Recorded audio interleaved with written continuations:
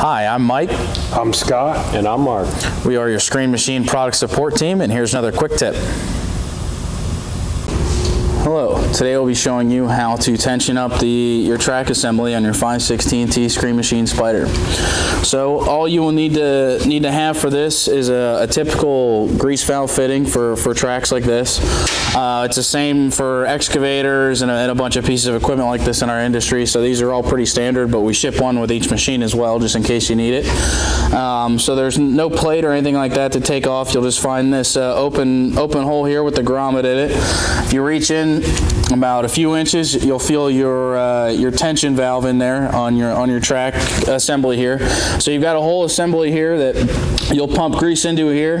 It'll push that wheel out down at the end there, and it'll tension up your track. So in case you have to do any service work to them, or you have to add grease to them or tension them for any reason, this is how you do it. So all you'll need is that little grease fitting like I'm showing right here. What I've done is actually put it on the end of this pump grease gun. You can use a pump grease gun, an air grease gun, electric grease gun, whatever you have. I've put one actually on the end of this grease gun to make it easy. You can just put this on the valve and put a grease zerk in there as well if you want to use it that way. But all you need to do is take your grease fitting like this. You'll see that there's an open-ended notch on the one side. So that's the notch. You'll put it past the grease fitting and then pull it towards you until it hits the other side, which doesn't have the opening on it.